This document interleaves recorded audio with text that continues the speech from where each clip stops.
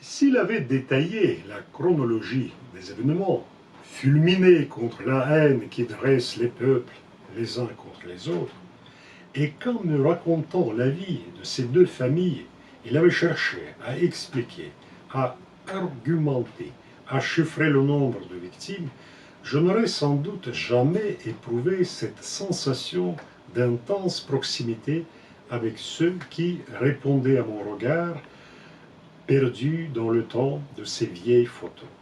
J'aurais écouté, en suivant la liste des massacres, en me disant « Eh oui, après tout, ce n'était qu'une tragédie de plus dans ce siècle noyé de sang. » Bien des années plus tard, j'apprendrai qu'il s'agissait d'1,5 million de personnes anéanties.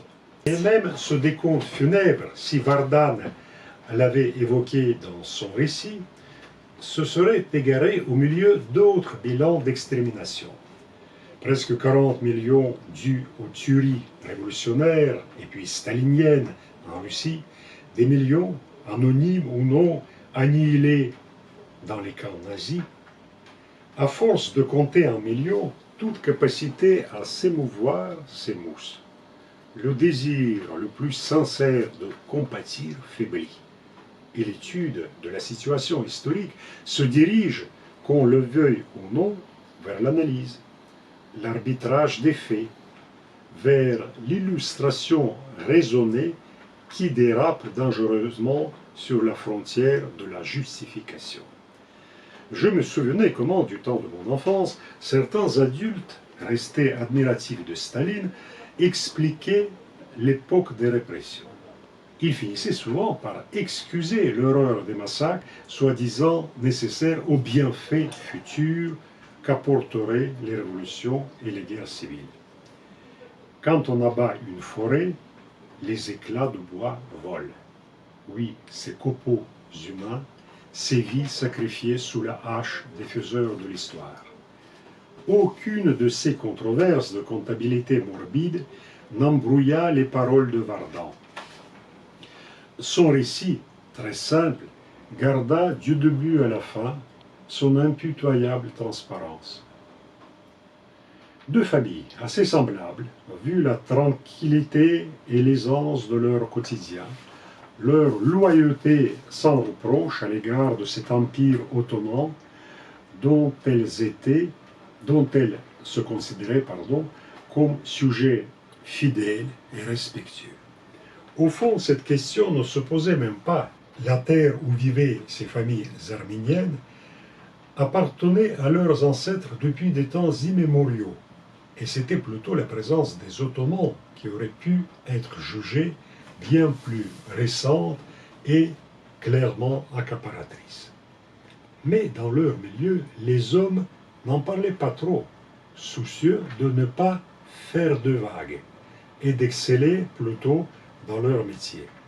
Le patriarche de la première photo pratiquait le négoce des tissus, celui qu'on voyait sur la seconde était horloger. Les deux chefs de famille me paraissaient presque identiques dans leur façon de s'habiller, leur solidité physique, leur aspect de nantis. J'aurais pu confondre les deux clichés et d'ailleurs, au début, je ne les distinguais que grâce à la présence des enfants. Le petit garçon qui tenait les rênes d'un cheval de bois appartenait à la famille du négociant, et la fillette berçant une poupée, aux mains bizarrement jointes comme dans un geste pieux, à celle de l'horloger. La voix inexpressive de Vardan et son choix de ne pas me raconter les tenants et les aboutissants de l'hécatombe, son refus aussi de le solliciter d'un soupir ou d'une mimique mon adhésion, tout cela aurait dû logiquement atténuer l'effet de ce que j'entendais. Et pourtant, c'était précisément ces mots, dénués de toute emphase et l'extrême simplicité de leur sens littéral, qui rendirent à l'horreur vécue par les Arméniens une vérité sans recul possible, à la fois insupportablement réelle et fantasmagorique. Pourquoi c'était important pour vous de parler de cet ami arménien? D'abord parce que cet ami arménien était un être mystérieux pour moi. Et j'ai essayé d'expliquer, à l'époque, je n'avais que 13 ans, j'ai essayé d'expliquer cette étrangeté, cette singularité, par l'exotisme culturel de l'Arménie. Je me disais, c'est une civilisation tellement longue, tellement mystérieuse pour nous autres, les Russes, que peut-être cela explique aussi l'étrangeté de ce garçon. J'attachais aussi cette fragilité singulière de Vardan à sa maladie. Je me disais, oui, il a un regard différent, il a une vision différente, pour une raison très simple, c'est qu'il a cette maladie arménienne. C'est un être souffrant. Et c'est seulement en grandissant que j'ai compris que sa singularité, son étrangeté était beaucoup plus profonde.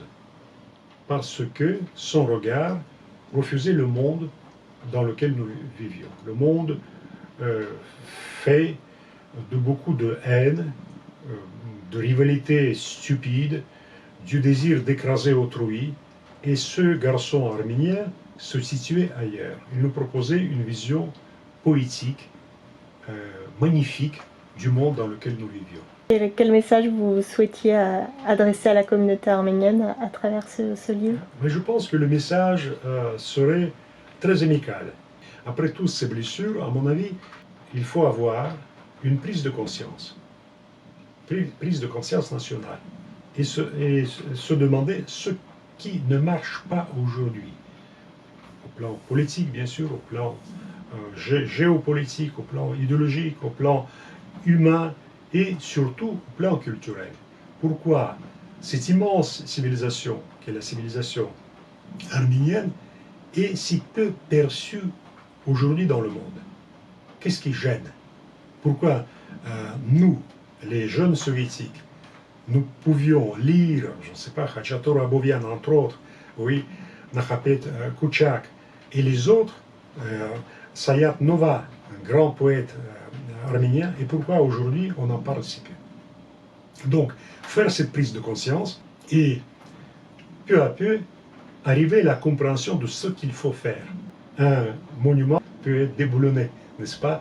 Une forteresse peut être rasée, un monastère arménien peut être saccagé, mais un personnage littéraire, il est en nous. Et la force de ce personnage-là, la force de cet ami arménien, à mon avis, elle peut éclairer beaucoup de consciences. Non pas les consciences des Arméniens, mais les consciences des autres. Et j'aimerais bien que ce livre soit traduit, non pas en arménien, mais aussi en azéri, et aussi en turc.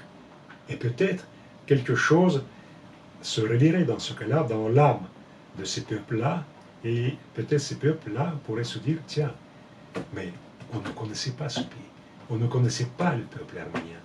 Donc ça serait la meilleure récompense pour l'auteur de ce livre.